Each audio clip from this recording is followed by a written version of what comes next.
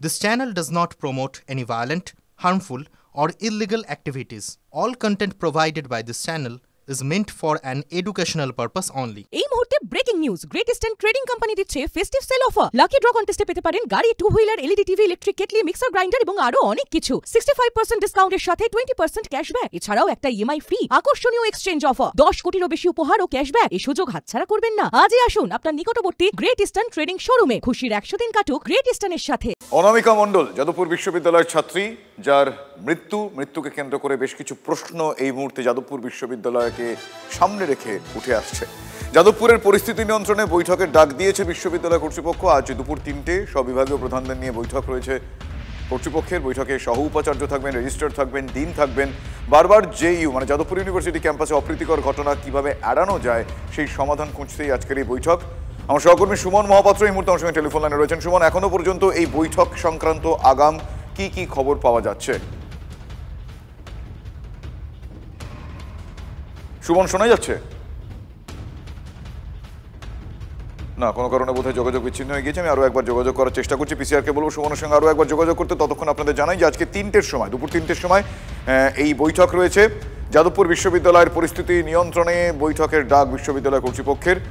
বিভাগীয় প্রধানদের নিয়ে কর্তৃপক্ষের বৈঠক। সুমন রয়েছেন আমার সঙ্গে এই মুহূর্তে টেলিফোন লাইনে। সুমন, জানতে চাইব এই বৈঠকের আগে, এই বৈঠক সংক্রান্ত এখনো পর্যন্ত কি খবর রয়েছে? দেখো, যাদবপুর বিশ্ববিদ্যালয়ে বারবার এই ধরনের অপ্রীতিকর ঘটনা ঘটছে। সেই জায়গায় registrar, dean, all departmental HOD এবং প্রো ভাইস চ্যান্সেলর তারা কিন্তু কোথাও একটা সমাধান খোঁজার চেষ্টা করবেন। ইতিমধ্যে কিন্তু গাড়ি রেস্ট্রিক্ট করা হয়েছে, মর্নিং ওয়াক, ইভিনিং ওয়াক বন্ধ করা হয়েছে। এছাড়া আর কি পদক্ষেপ করা যায় সেটা খুঁজতেই আজকের এই বৈঠক। শুভজিৎ, ধন্যবাদ। সুমন, আসলে এই ঘটনা ঘটলো কিভাবে? যাদবপুর বিশ্ববিদ্যালয়ের ছাত্রীর মৃত্যুর ঘটনাটা কিভাবে হলো? 3 দিন পরেও এই প্রশ্নের উত্তর কিন্তু এখনো পাওয়া যায়নি। ক্লোজ সার্কিট ক্যামেরায় লাস্ট যেই ফুটেজটা পাওয়া গিয়েছে সেখানে তাকে হেঁটে যেতে দেখা গিয়েছে, কিন্তু তারপর বেশ কিছু আগের পরের ফুটেজ নেই। এরই মধ্যে মেয়েকে জলে ফেলে খুন করা হয়েছে বলে এই বিস্ফোরক অভিযোগ করেছেন অনামিকা মণ্ডলের বাবা অর্ণব মণ্ডল। ছাত্রীর বন্ধুদের জিজ্ঞাসাবাদ করে আরও বেশ কিছু তথ্য পাওয়ার চেষ্টা করছেন তদন্তকারীরা। সিসিটিভিতে দেখা যাচ্ছে 10টার কিছু সময় পরে ওই তরুণী বাথরুমের দিকে হেঁটে যাচ্ছে।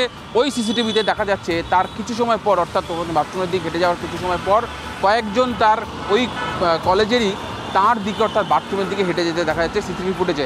আবার 10টা থেকে 10টা 20 বা 25 নাগাদ তারাই আবার ছাত্রীকে উদ্ধার করে হাসপাতালের দিকে নিয়ে যাচ্ছেন। অর্থাৎ 19 মিনিটের যে গ্যাপ, এই 19 মিনিটের গ্যাপের তদন্তের দিকেই বিশেষ গুরুত্ব দিচ্ছে পুলিশ।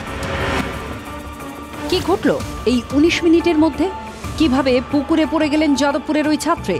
মত্ত অবস্থায় দুর্ঘটনা বশত পড়ে যান নাকি কেউ পুকুরে ঠেলে ফেলেন? এর উত্তর এখনো খুঁজছেন তদন্তকারীরা। এরই মধ্যে মেয়েকে খুনের অভিযোগ তুললেন নিহতের বাবা অর্ণব মণ্ডল। ওকে, ও যে স্পটটা থেকে ওর দেহটা পাওয়া গেছে সেখানে কেউ ওকে ডেকেছিল, হয়তো গেছিল, তারপরে ওকে ধাক্কা দিয়ে ফেলে দিয়েছে এরকম মনে হচ্ছে। তার কারণ ও সাঁতার জানতো না। নিছক দুর্ঘটনা নাকি অন্য কিছু জানতে এবার ছাত্রীর বন্ধুদেরও জিজ্ঞাসাবাদ তুলেছে। ছাত্রীকে প্রথম কারা উদ্ধার করলো, তারা কি দেখেছিলেন জানতে মোট 7 জনকে জিজ্ঞাসাবাদ তদন্তকারীদের। এরই মধ্যে রবিবার যাদবপুর ক্যাম্পাসে যান ময়না তদন্তকারী চিকিৎসক। ঘটনাস্থল ঘুরে দেখেন ডিসি এসএসডি বিদিশা কলিতাও। সোমবার ঘটনাস্থলে যাবে ফরেনসিক। রহস্য ভেদ করতে এবার বিশেষ পদ্ধতিরও সাহায্য নেবে পুলিশ। যাদবপুরের ছাত্রী অনামিকা মণ্ডলের মৃত্যু তদন্তে এবার ফরেনসিক সায়েন্সের বিশেষ পদ্ধতির সাহায্য নিতে চলেছে কলকাতা পুলিশ। এই পদ্ধতিকে ফরেনসিকের ভাষায় বলা হয় গেট প্যাটার্ন অ্যানালিসিস। অর্থাৎ কোনো সিসিটিভি ফুটেজে কোনো ব্যক্তিকে যদি হেঁটে চলে বেড়াতে দেখা যায় তাহলে তার হাঁটা চলার যে ভাব, সেই ভাব পরীক্ষা করাকেই বলা হয় এই গেট প্যাটার্ন অ্যানালিসিস। যেহেতু সিসিটিভিতে ছাত্রীকে হেঁটে যেতে দেখা যাচ্ছে, তাই এক্ষেত্রে তার হাঁটা চলার ভাবও বিশ্লেষণ করা হয়। স্বাভাবিক হাঁটা চলার সঙ্গে ঘটনার আগের মুহূর্তে ছাত্রীর হাঁটা চলার কোনো পরিবর্তন ছিল কিনা তা যাচাই করতে এই বিশেষ পরীক্ষা করাবে কলকাতা পুলিশ। যদি পরিবর্তন থেকে থাকে তাহলে সেই পরিবর্তনটা কী ধরনের ছিল? কোনোভাবে কি সে নেশাগ্রস্ত ছিল? নেশাগ্রস্ত থাকলে মানুষের হাঁটা চলায় যে পরিবর্তন হয় সেই ধরনের হাঁটা চলা ছিল নাকি স্বাভাবিক হাঁটা চলা ছিল? এই অ্যানালিসিসের মাধ্যমেও কিন্তু তদন্ত এগিয়ে নিয়ে যেতে চাইছেন বিশেষজ্ঞরা। যাদবপুরে ছাত্রের মৃত্যুতে রাজনীতিও চলছে সমান তালে। তৃণমূলের সঙ্গে বামেদের তরজা চলছেই। শুধু 10% ছেলের জন্য 10% ছেলের জন্য যাদবপুরটা নষ্ট হয়ে গেছে। অনেক নিষিদ্ধ জিনিস ওখানে পাওয়া যায়, সব হচ্ছে সিপিএম এসএফআই এর লোকেরা। আর যতদিন এসএফআই সিপিএম ওখানে থাকবে ততদিন যাদবপুরে কিচ্ছু হবে না। আলট্রা কমিউনিস্ট যতদিন থাকবে ততদিনই হবে।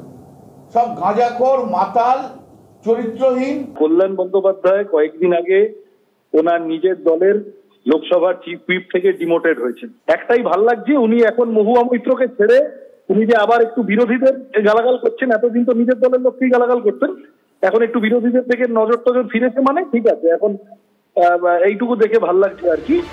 যাদবপুরের পরিস্থিতি নিয়ে এই বাকযুদ্ধের মাঝে সোমবার বৈঠকে বসছে বিশ্ববিদ্যালয় কর্তৃপক্ষ। দুপুর 3টায় সব বিভাগীয় প্রধানদের সঙ্গে বৈঠক কর্তৃপক্ষের। বারবার কেন যাদবপুর ক্যাম্পাসে এমন অপ্রীতিকর ঘটনা? পুরো ক্যাম্পাস কি সিসিটিভিতে মুড়বে? আর কি পদক্ষেপ করবে কর্তৃপক্ষ? সুজয় পালের রিপোর্ট, TV9 বাংলা।